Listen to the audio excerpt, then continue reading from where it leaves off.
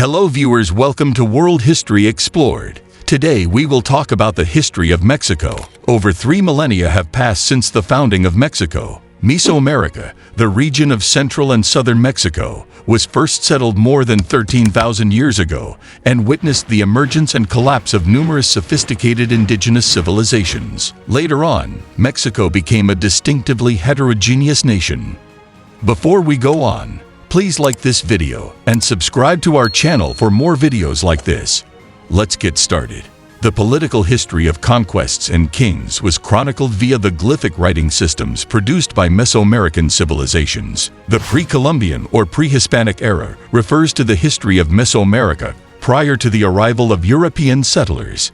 After Mexico gained independence from the Spanish Empire in 1821, the country was engulfed in political unrest. During the Second Mexican Empire, France was eventually overthrown after seizing power in the 1860s with the aid of conservative Mexicans. Although the late 19th century saw quiet, prosperous prosperity, a bloody civil war broke out in 1910 as a result of the Mexican Revolution. When peace returned in the 1920s, population growth accelerated but economic growth remained constant. Beginnings.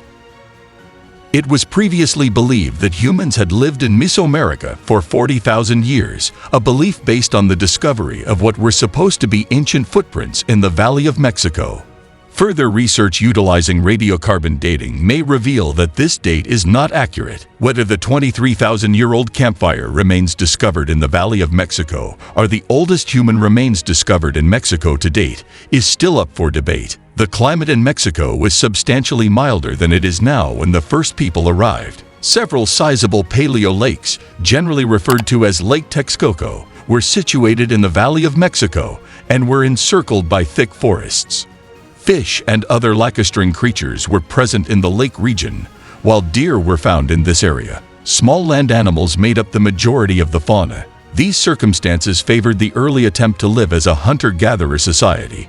5,000 to 10,000 years ago, indigenous peoples in western Mexico started selectively breeding maize plants. Domesticated corn, also known as maize, squashes, beans, tomatoes, peppers, cassavas, pineapples, chocolate, and tobacco were among the many foods consumed by the ancient people of central and southern Mexico. The main food consisted of the three sisters, beans, squash, and maize. Major civilizations. In the pre-Columbian era, several city-states, kingdoms, and empires engaged in rivalry over resources and status. Teotihuacan, Olmec, Maya, Toltec, and Aztec are the 5 main civilizations that emerged from ancient Mexico. With the exception of the Maya, who were divided politically, these indigenous Mexican civilizations expanded their political and cultural influence throughout Mexico and outside. In trade, art, politics, technology, and religion, they cemented their dominance and exerted influence. Over a millennium, they formed political and economic ties with other regional powers, and numerous of them waged war against them, but nearly all discovered that they were inside their areas of influence. Olmecs, 1500 to 400 BCE. The Olmec people first emerged between 1500 and 900 BCE on the Atlantic coast, in what is now the state of Tabasco. It's possible that the Olmecs invented writing in Mesoamerica, making them the first society in the region to produce a recognizable creative and cultural style. As far away as the Valley of Mexico and Costa Rica, Olmec artistic influences had been absorbed by the Middle Preclassic period, 900 to 300 BCE.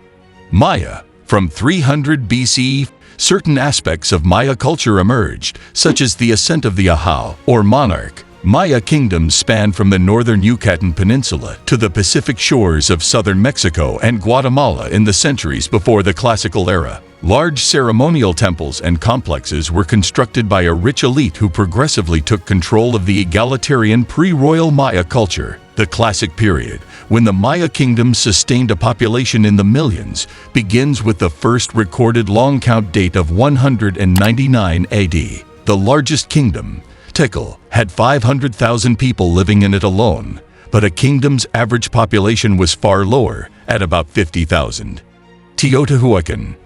Some of the greatest pyramidal constructions constructed in the pre-Columbian Americas can be found at Teotihuacan, the vast archaeological site in the Mexico basin. Teotihuacan is renowned for its many vibrant, well-preserved murals, expansive apartment complexes, and the Avenue of the Dead in addition to its pyramidal towers. A thin orange ceramic type that originated in Teotihuacan also spread throughout Mesoamerica. Toltec. During the early post-classic period of Mesoamerican chronology, the Toltec culture, an archaeology-based Mesoamerican culture, ruled over a polity headquartered in Tula, Hidalgo. The Toltecs were considered the intellectual and cultural forerunners of the later Aztec society, which considered the culture emerging from Tollan, Nahuatl for Tula, as the pinnacle of civilization. Aztec Empire, 1325 to 1521 AD. Beginning in the 6th century AD, the Nahua people migrated into central Mexico. By the 12th century, Azcapotzalco, the Tepanic capital, had become their center.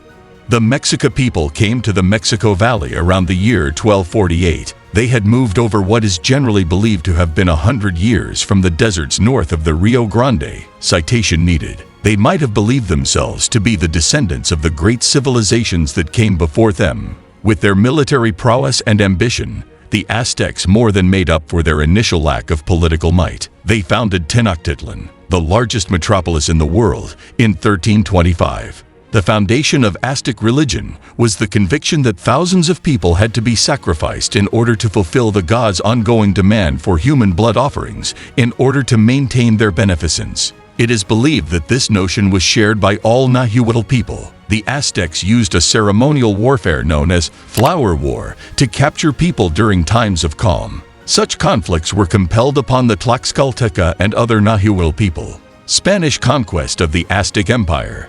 After the initial explorations of the continent came a period of inland expeditions and conquest. The Reconquista movement was expanded by the Spanish monarch to include non-Catholics and other lands once it was finished in Spain in 1492.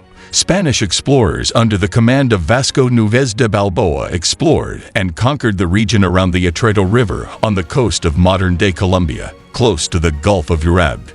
In the tribes-speaking Chibcha were conquered, namely the local indigenous Muisca and Tairona people. The first permanent Spanish mainland outpost in America was established in 1510 at Santa Maria, La Antigua del Darien. The Spanish erected San Sebastián de Urabá in 1509, but abandoned it within the year. In 1511, survivors of a Spanish shipwreck were the first Europeans to set foot in modern-day Mexico. Up until more communication with Spanish explorers years later, only two, Geronimo de Aguilar and Gonzalo Guerrero, survived. Francisco Hernández de Córdoba ordered an expedition to explore the southern Mexican coast, and it sailed out of Santiago de Cuba harbor on February 8, 1517. Many of Hernández's troops lost their lives on this mission. The majority died in combat with a Maya army near the village of Champoten. Not long after his return to Cuba, Hernández himself was wounded and passed away. Colonial period, 1521 to 1821. The Viceroyalty of New Spain oversaw colonial Mexico, which was a part of the Spanish Empire. New Spain developed as the biggest and most significant Spanish colony. Spain concentrated its efforts during the 16th century on annexing populated areas that had given rise to pre-Columbian cultures. These groups served as workforces with a background of tribute and were intended to be converted to Christianity. It was more difficult to conquer areas inhabited by migratory peoples. Despite having traveled much of North America in search of the mythical El Dorado, the Spanish did not attempt to colonize the northern desert regions of what is now the United States until the late 16th century. Santa Fe, 1598. Independence era, 1808 to 1829. After a coup, the colony was ruled by an illegitimate monarch and viceroy who replaced the rightful Spanish monarch and his nominated viceroy. The Spanish monarchy would later return to Mexico, and there would also be a standoff with rebel guerrilla groups in the future. Prelude to independence. Influenced by the French and American revolutions, Mexican rebels saw their chance for independence in 1808 when Napoleon invaded Spain. Forcing Charles IV of Spain to submit, Napoleon crowned his brother Joseph Bonaparte as King of Spain. With the backing of Mexican City's city council members who were born in the United States, Viceroy José de Iturrigueray of New Spain suggested the creation of a temporary autonomous government. War of Independence, 1810 to 1821. Father Miguel Hidalgo met with Ignacio Allende, a Creole militia officer, and Juan Aldama in northern Mexico to prepare an uprising. In September 1810, Hidalgo urged his parishioners in the village of Dolores to arms after learning of the scheme, which sparked a large-scale uprising in the Bajío region. Nowadays, this September 16, 1810, event is known as the Cry of Dolores, and it is observed as Independence Day, yelling independence and death to the Spaniards. First Mexican Empire. As a result of the Treaty of Cordoba, which allowed Mexico to gain independence, the southern region of New Spain also gained independence, allowing the Mexican Empire to include Central America. Mexico did not undergo a revolutionary social or economic transformation, despite having its own government now. The Age of Santa Anna, 1829 to 1854. Soon after Spanish America gained its independence, military strongmen known as caudillos dominated politics in most of the continent. This era is commonly referred to as the Age of Caudillismo. Mexico refers to the late 1820s to the mid-1850s as the Age of Santa Anna, after the general and statesman Antonio López de Santa Anna. Santa Anna was sought to remove President Anastasio Bustamante, a conservative, by liberals. He then proclaimed General Manuel Gómez Pedraza, the victor of the 1828 election, president. The Reform War and French Intervention, 1854 to 1867. The mid-19th century was a turbulent time for Mexico, beginning with the liberal reforms known as La Reforma, initiated by Benito Juárez and other liberal leaders. These reforms aimed to modernize Mexican society and reduce the power of the Catholic Church and the military, which included the confiscation of church property, the establishment of civil marriage and secular education, and the strengthening of civil liberties. The Porfiriato, 1876 to 1911.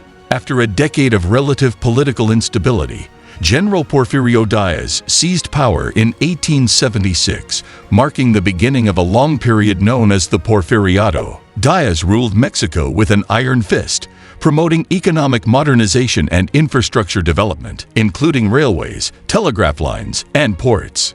His policies significantly boosted foreign investment, especially from the United States and Europe, and transformed the Mexican economy. Mexican Revolution, 1910 to 1920. The Mexican Revolution began in 1910 when Francisco I. Madero challenged Díaz's presidency. The revolution rapidly evolved from a political movement into a complex civil war featuring various leaders and factions with differing agendas. Key revolutionary figures included Pancho Villa in the north, who rallied peasants and workers with calls for land and labor reforms, and Emiliano Zapata in the south, who became a symbol of agrarian reform and rights for indigenous communities. Consolidation of the revolutionary state and the rise of PRI, 1920 to 2000. Post-revolutionary Mexico saw the gradual consolidation of power by the Institutional Revolutionary Party, PRI, which was formed in 1929 and dominated Mexican politics for the next 70 years. The PRI implemented policies that stabilized and further industrialized the Mexican economy, but it also maintained control through a combination of co-optation, patronage, and occasional repression. Throughout the 20th century, Mexico experienced significant industrial growth, urbanization, and cultural flourishing, albeit with ongoing challenges such as inequality, corruption, and periodic economic crises. The latter part of the century, particularly the implementation of NAFTA in 1994, marked a significant shift towards economic liberalization and closer integration with the global economy. Please like this video, share and subscribe to our channel World History Explored for more videos like this. Thanks for watching, and until next time.